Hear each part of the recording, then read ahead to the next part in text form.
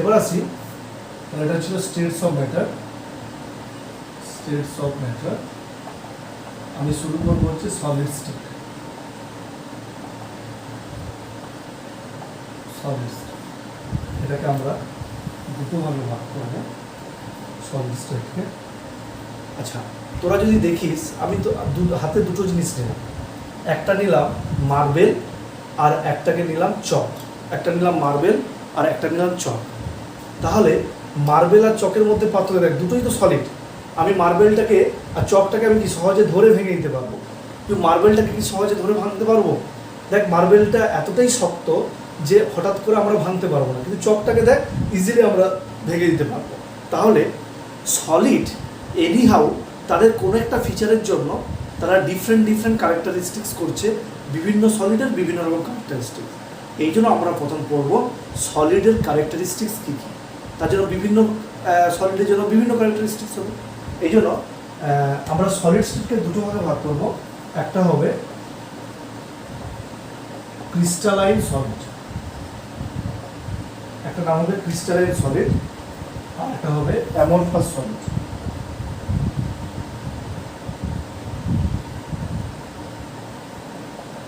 একটা crystalline solid আর একটা হচ্ছে অ্যামরফাস সলিড। ক্রিস্টালাইন সলিড আমি তর্কের খাতিরে এখন ধরলাম মার্বেল, আর এটা হবে চক। আগে এটা লেখ, আমি তারপর বোঝাচ্ছি কেন এদের মধ্যে পার্থক্যটা আছে। এবার ক্রিস্টালাইন সলিড কাকে বলে? নাম্বার 1 এর নিচে নিচে লিখবো, এর নিচে নিচে লিখবো ক্রিস্টালাইন সলিড কেন বলা হয়, একটু সবাই বোর্ডের দিকে।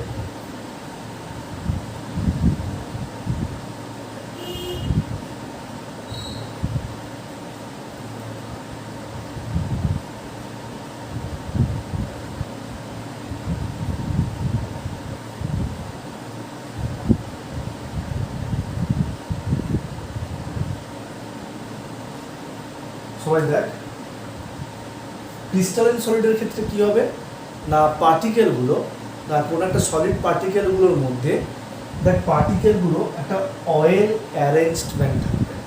দেখ টোটালটাই দেখ একটা সুন্দর করে একটা অ্যারেঞ্জ করা রয়েছে, ভালো করে দেখ, দেখ সুন্দর করে একটা সাজানো রয়েছে। এদের মধ্যে একটা রেগুলার আর লং রেঞ্জের অ্যারেঞ্জমেন্ট রয়েছে। তাহলে আবার বলছি, ক্রিস্টালাইন সলিডের ক্ষেত্রে যে এই যে সলিডের মধ্যে যে পার্টিকেলগুলো, এগুলো দেখ কতটা রেগুলার অ্যারেঞ্জ করা রয়েছে, কত সুন্দর করে, আর দেখ কতটা লং রেঞ্জে সাজানো রয়েছে। আর অ্যামরফাসের ক্ষেত্রে মানে হয়তো এখানে একটা, এখানে একটা, এখানে একটা, এখানে একটা, মানে কোনো সিস্টেমেটিক অ্যারেঞ্জমেন্টও নেই আর রেগুলারও নেই, লং রেঞ্জের কোনো অ্যারেঞ্জমেন্ট নেই। এই জন্য এটাকে আমরা বলবো regular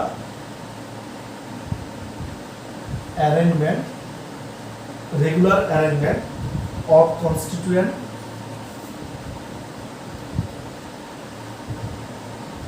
of particle in long range। আর হচ্ছে এটা কি হবে,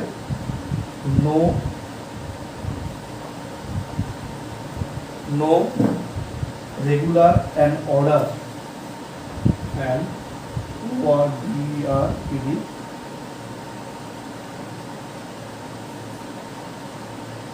arrangement of particle।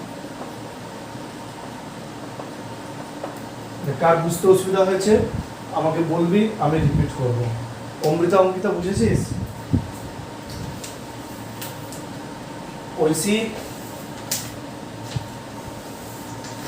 কি? হ্যাঁ সবাই বলবি। মেঘা বুঝতে পেরেছিস? শ্রেয়সী, প্রশস্তি,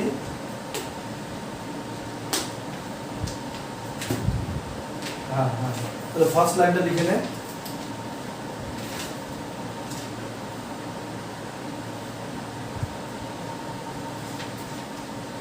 আচ্ছা, ইন্দ্রাণী আর একজন মনে হয় বাংলায় যাচ্ছিস। ক্রিস্টালাইনকে বলা হচ্ছে কেলা শাখা, কেলা শাখা। আর অ্যামরফাস হচ্ছে অনিয়ততা, এটা লিখে রাখ বাংলাতে, অনিয়ততা। এটা হচ্ছে অনিয়তকার আর হচ্ছে কেলাসাকার, ঠিক আছে? এইটুকু শুধু বাংলা, আর বাদ বাকিটা সব ইংলিশ, ঠিক আছে? আচ্ছা, ফার্স্ট পয়েন্ট পড়লাম, ফার্স্ট পয়েন্ট সবার হয়েছে, আমি মুছলাম।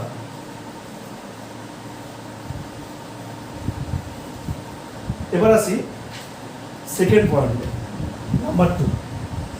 নাম্বার টু লেখ an isotropic in nature.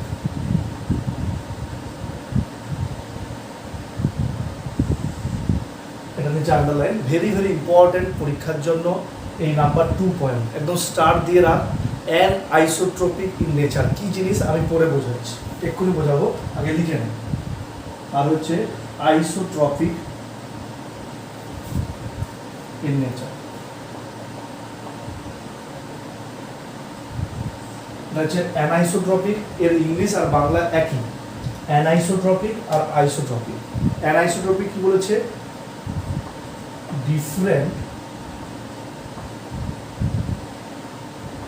physical properties in different direction,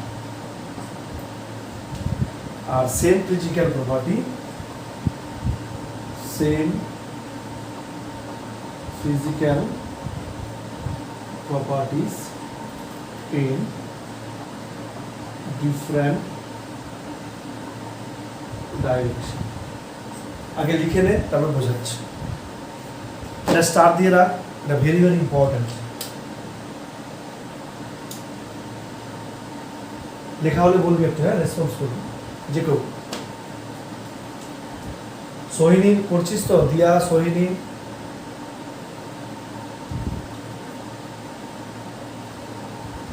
Rohan, Achyuta,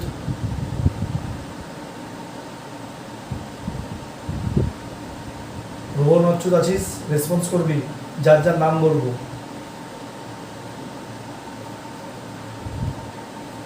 দিয়া, সোহিনী আছিস?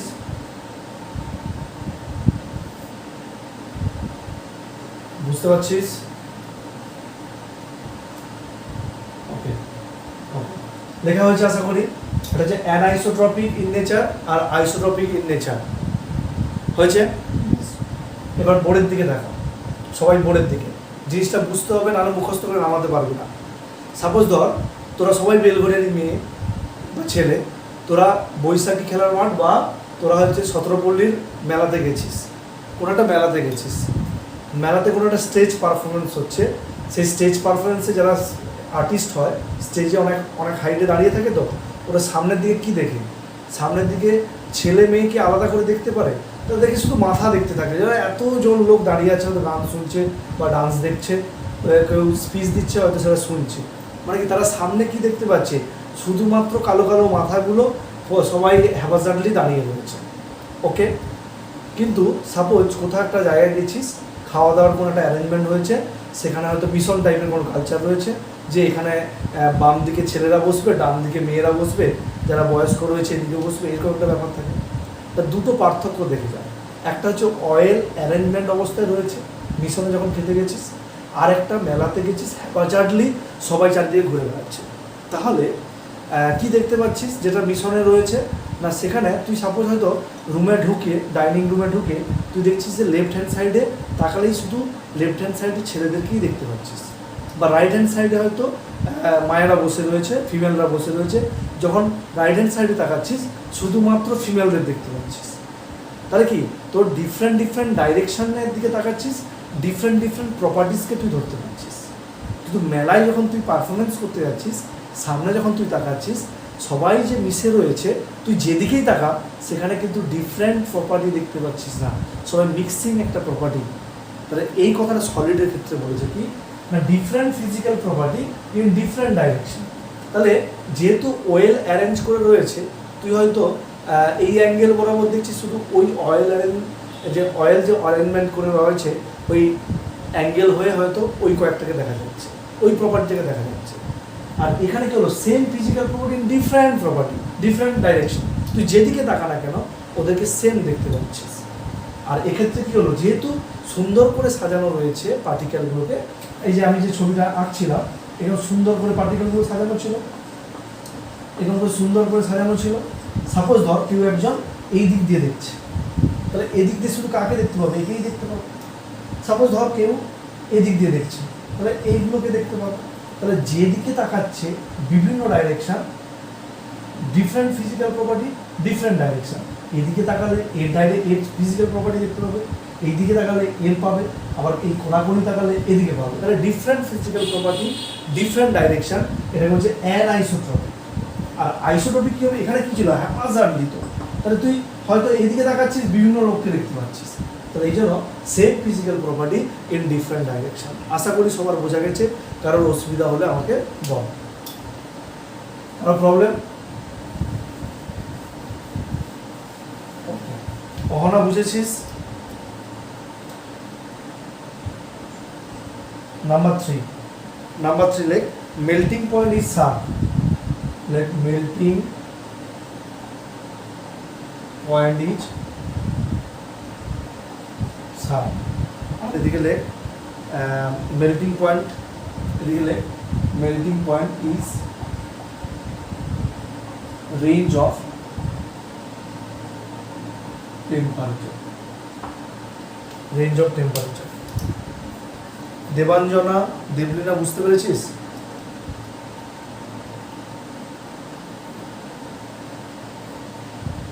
সপ্তপর্ণা বুঝেছিস?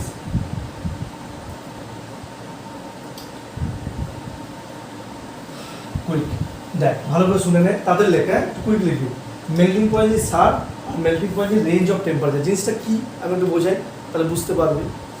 সাপোজ সলিড মানে তোরা বাড়িতে যে লবণটা খাস, এটা তো সলিড স্ট্রাকচার নাকি, NaCl, ওটা তো লিকুইড না। সে বৃষ্টিকালে জল হয়ে যায় সেটা আলাদা ব্যাপার, কিন্তু এটা তো আদপে তো সলিড। আচ্ছা, NaCl একটা সলিড, তার একটা নির্দিষ্ট মেল্টিং পয়েন্ট আছে, যে এত ডিগ্রি সেন্টিগ্রেডে সে মেল্ট করে যায়। ওটাকে তুই আলাদা করতে পারবি না, ওই টেম্পারেচার এলেই সে মেল্ট করে।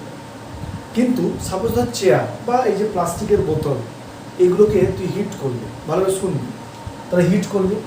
হিট করলে কি হয়, প্লাস্টিকের বোতলটা ভাব, এই যে জলের বোতলগুলো রয়েছে, তুই হিট করবি। হিট করলে কি সঙ্গে সঙ্গে লিকুইড হয়ে যায়? হয় না, দেখবি প্রথম হিট করলে কী হবে, আস্তে আস্তে গলবে, মানে শক্তটা আস্তে আস্তে নরম হবে। নরম হতে হতে তুই যখন আরও হিট করবি, ওই নরমটা আস্তে আস্তে আস্তে আস্তে দেখবি তরল হয়ে একদম লিকুইড হয়ে যাবে। তাহলে তুই শুরু করেছিলি যখন, তখন সলিড ছিল, আস্তে আস্তে হিট দিচ্ছিস, আস্তে আস্তে সে তরল হতে তাহলে কী হলো, একটা নির্দিষ্ট পয়েন্টে সে মেল্ট হচ্ছে না, তাকে অনেকক্ষণ ধরে, তুই হয়তো ধর 100 ডিগ্রিতে শুরু করলি, সে মেল্ট হলো হয়তো 150 ডিগ্রিতে, মানে তাকে হিট দিতে দিতে দিতে দিতে সে সলিড থেকে একটু আস্তে নরম হলো, নরম থেকে আস্তে আস্তে একদম তরল হয়ে গেল। কিন্তু NaClকে তুই হিট দে, যাই দে, ও হঠাৎ করে তরল হবে না। ওই জাস্ট পয়েন্ট, একটা মেল্টিং পয়েন্ট রয়েছে, ওই পার্টিকুলার মেল্টিং পয়েন্ট সে অ্যাচিভ করলে সে মেল্ট হয়ে যাবে। ওই জন্য যেগুলো সলিড ক্রিস্টাল, তাদের মেল্টিং পয়েন্ট সার, তাদেরকে ফিক্সড একটা মেল্টিং পয়েন্ট দিলেই সেটাতেই মেল্ট করবে। কিন্তু যখনই তুই অ্যামরফাস কোনো একটা সলিড নিবি, সেটা কিন্তু এমনি মেল্ট করবে না, তাকে অনেকক্ষণ হিট দিয়ে দিয়ে মেল্ট করতে হবে। ওই জন্য একটা টেম্পারেচার থেকে আরেকটা টেম্পারেচার রেঞ্জ হয়ে যায়। আশা করি বোঝাতে পারলাম। ইন্দ্রাণী, বুঝতে পেরেছিস?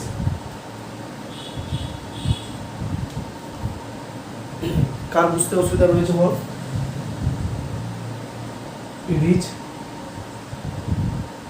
It is true solid, TRUE, true solid।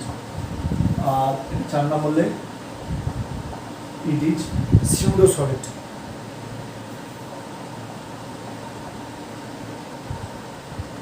pseudo solid। example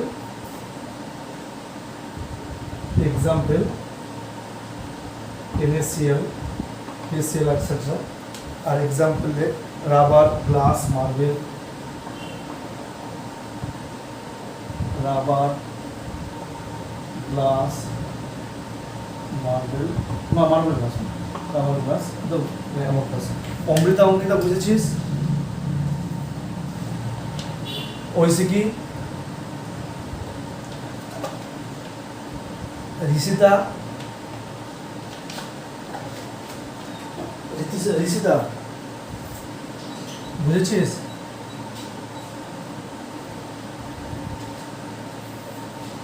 ওকে, লেখা হয়েছে। হ্যাঁ বল। বল।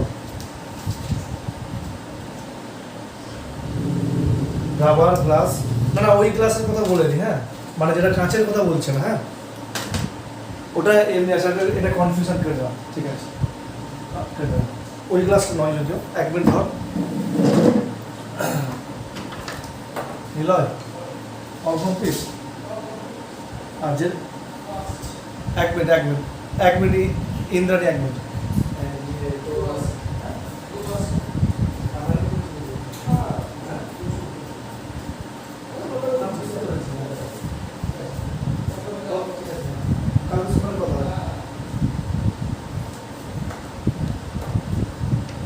হ্যাঁ সিউডো সলিড মানে এক্সাম্পল, এই রাবারটা লিখে রাখ, রাবার এরপরে আমি পরে বলে দেবো, এক্সাম্পলগুলো সবসময় মনে থাকে না।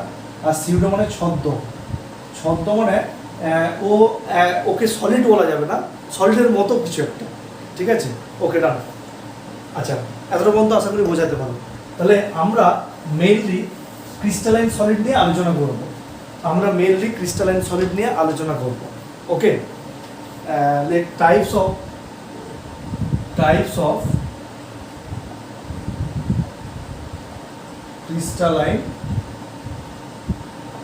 solid। আচ্ছা লেফটে একটু ফাঁকা রাখ, আর কটা পয়েন্ট হবে 1 2 3 4, দেখে নে আমি কিভাবে করছি। 1 2 3 4, 1 2 3 4 টাইপস অফ ক্রিস্টালাইন সলিড, 4টে পয়েন্ট, এটা 4টে টাইপ রয়েছে।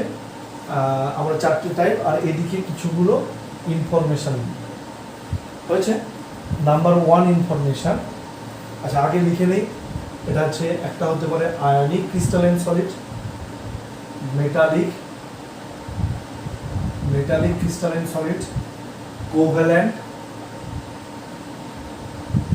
আর হচ্ছে মলিকিউলার। এই 4টে আমরা পড়বো, ionic, metallic, covalent, molecular. Already periodic টেবিলে আমরা এরকম কিছু কিছু কথা ionic bond, metallic bond, covalent bond এরকম পড়েছি অলরেডি। সেরসি বোঝা যাচ্ছে এখন?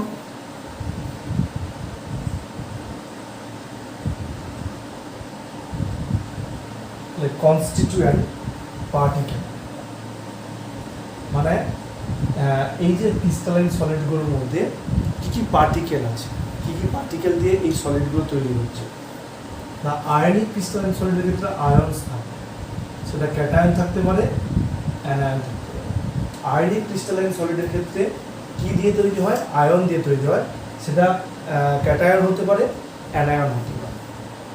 মেটালিকের ক্ষেত্রে হচ্ছে মেটাল অ্যাটম, কোভ্যালেন্ট ক্ষেত্রে নন মেটাল, আর মলিকুলার ক্ষেত্রে molecule. Number 2 force of attraction, force of attraction এটার মধ্যে কি হবে? ইলেকট্রোস্ট্যাটিক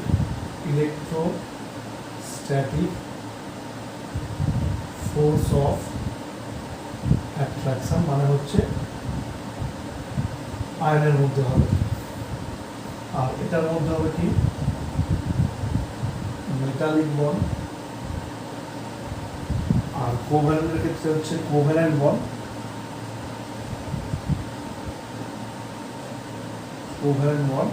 আর মলিকুলার ক্ষেত্রে হচ্ছে ভান্ডার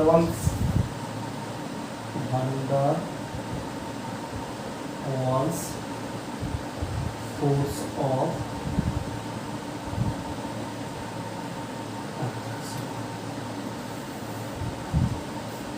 নাম্বার 3 conductance,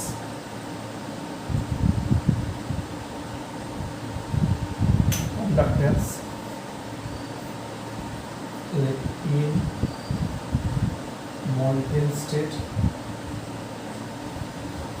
আর হচ্ছে কন্ডাক্টেন্স হচ্ছে highest,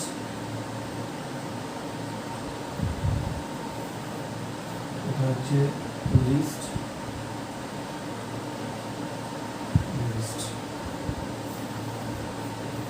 number 4 example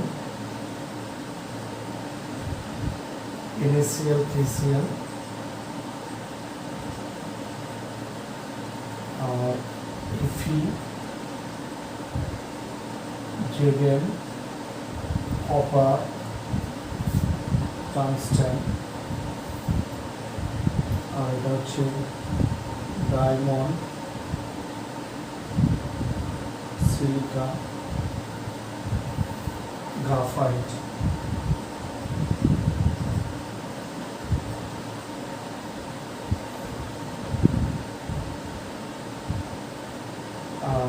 water I2 P4 আগে লিখে নে 1 মিনিট লাগবে এটা বোঝাতে এমন কিছু ব্যাপার নেই শুধু লেখা হলে আমাকে বলবে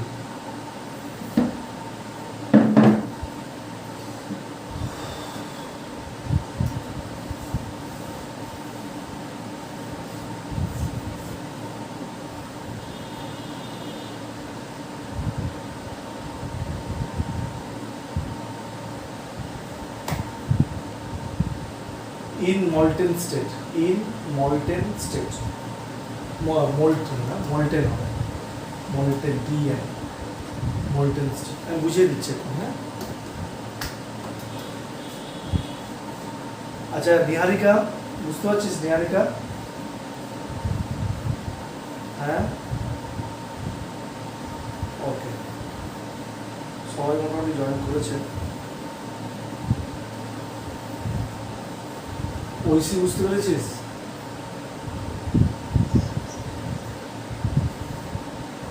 কপি হলে বলবি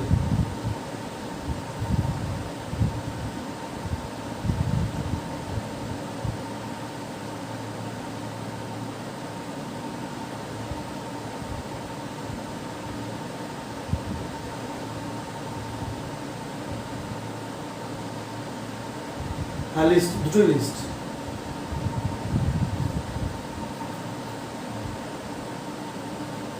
অচ্যুত আছিস তো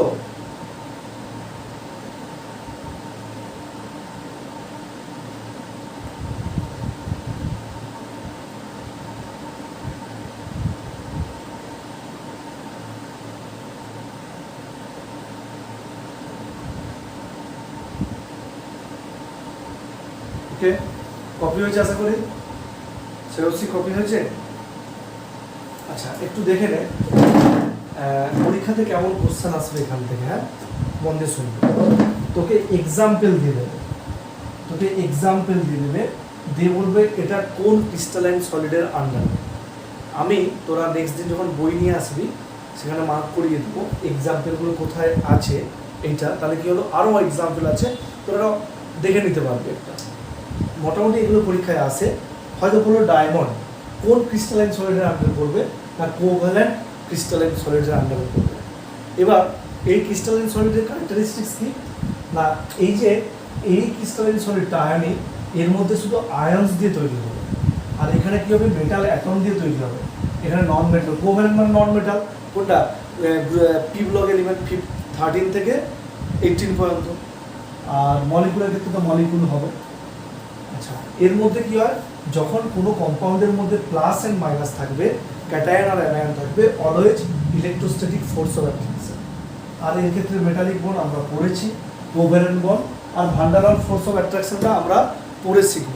এই কেমিক্যাল বন্ডিং চ্যাপ্টারে শিখব আর কন্ডাক্ট্যান্স দেখবি NaCl খাদ্য লবণ যেটা আমরা ইউজ করি ওটা কিন্তু এমনি কারেন্ট পরিবহন করতে পারে না কিন্তু তুই NaCl এর জলীয় দ্রবণ করে নে জলে দিয়ে এবার হাত দে দেখতে পাবি কেমন অবস্থাটা বুঝতে পারবি তাহলে কি হলো ইন মল্টেন স্টেটে ও কিন্তু কন্ডাক্টেন্স মানে কারেন্টটাকে ফ্লো করতে পারে আর এটা কি হবে মেটালিকের ক্ষেত্রে হাইয়েস্ট তুই এটা এই যে তোর এই যে দরজাগুলো রয়েছে লোহার দরজাগুলো বা কিছু একটা জানালাগুলো ওগুলো কি হয় সবই তো মেটাল তুই মেটাল কি হয় এমনি কারেন্ট দিলে এটা ফ্লো করতে হবে আর কোভ্যালেন্টের ক্ষেত্রে লিস্ট এর ক্ষেত্রে লিস্ট আর এক্সাম্পলগুলো আশা করি সবার ক্লিয়ার হয়েছে ওকে বেশ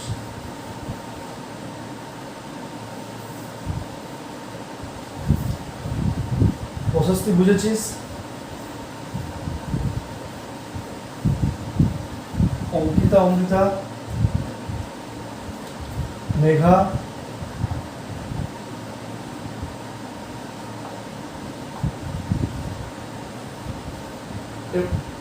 এবার লেখ ক্রিস্টাল, এটাকে বাংলায় বলা হয় কেলাস, বাংলায় বলা হয় কেলাস, ক্রিস্টালের বাংলা হচ্ছে কেলাস। এবার মেন জায়গাতে আমি ঢুকছি। আমরা এতক্ষণ পড়লাম সলিড স্টেট কাকে বলে, মানে ডিফারেন্ট ক্রিস্টালাইন আর অ্যামরফাস। তার মধ্যে যেটা আমাদের মেন পড়তে হবে তার আমরা ক্যারেক্টারিস্টিক্স পড়লাম। ওকে, আশা করি এতটা মতো বোঝা যাচ্ছে। এবার ক্রিস্টাল কাকে বলে মন দিয়ে শুনবি, কেন ক্রিস্টাল কথাটা বা কেলাস কথাটা এসেছে ভালো করে বুঝবি। এই যে সলিড যে স্ট্রাকচারটা না, সলিড স্ট্রাকচারের তো একটা আমরা নির্দিষ্ট শেপ দেখতে পাই, যে এই সলিডটা এরকম দেখতে, ওই সলিডটা এরকম দেখতে। ওটা তো আর লিকুইড বা গ্যাসের মতো নয় যে ওদের নির্দিষ্ট কোনো শেপ নেই, কিন্তু ক্রিস্টালের তো শেপ আছে। তাহলে সেই যে সলিড যে ক্রিস্টালটা, তোরা সবাই রুবি কিউব দেখেছিস? এই যে দেখবি গেম হয় না, একদম ঘুরিয়ে ঘুরিয়ে ঘুরিয়ে ঘুরিয়ে কালার ম্যাচিং করে, একদম জাস্ট লাইক এটা একটা ক্রিস্টাল টাইপের। মানে কি, ওখানে ছোটো ছোটো বক্স থাকবে, সেই বক্সগুলোকে পয়েন্ট আউট করে একটা নতুন একটা শেপ নেবে। এখানেও ক্রিস্টাল মানে সেরকম একটা জাল, ক্রিস্টাল মানে অ্যাকচুয়ালি জাল বলা হয়, যেখানে তার পার্টিকেলগুলো একসঙ্গে জুড়ে গিয়ে একটা শেপ হবে। জিনিসটা কীরকম একটু ভালো করে দেখ। সাপোজ ধর ক্রিস্টালে এরকম রেগুলার পার্টিকেলগুলো ছিল, মানে রেগুলারলি অ্যারেঞ্জ ছিল লং ওয়ে। সাপোজ ধর এইভাবে ছিল,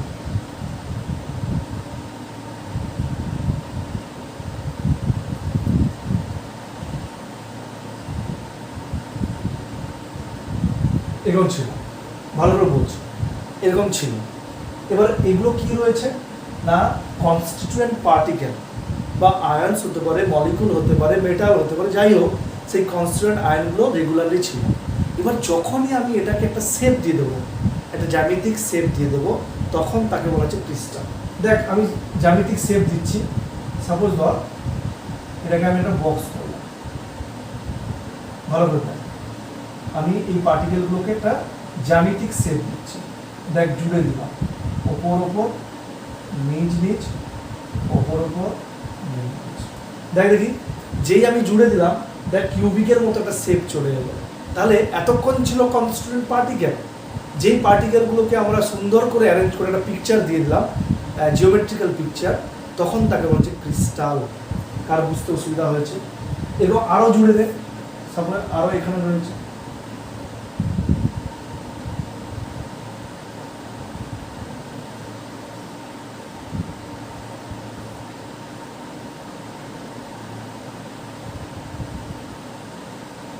দেখ তাহলে দেখ এবার এগুলোকে লিঙ্ক করে দেয়, এরকম করে রেগুলার অ্যারেঞ্জমেন্ট হতে হতে লিঙ্ক হয়ে যাচ্ছে। তাহলে এইগুলোকে বলা হচ্ছে ক্রিস্টাল। কার বুঝতে অসুবিধা হয়েছে আমাকে বল। তাহলে এই যে পার্টিকেলগুলো যেগুলো জুড়ে হচ্ছে, এই পার্টিকেলগুলোকে বলবো ল্যাটিস পয়েন্ট।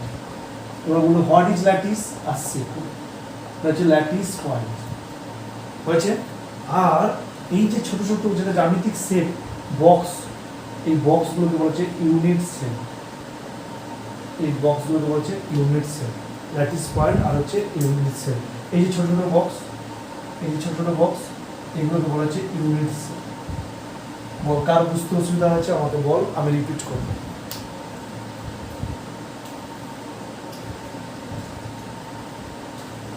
কপি হলে বলবো।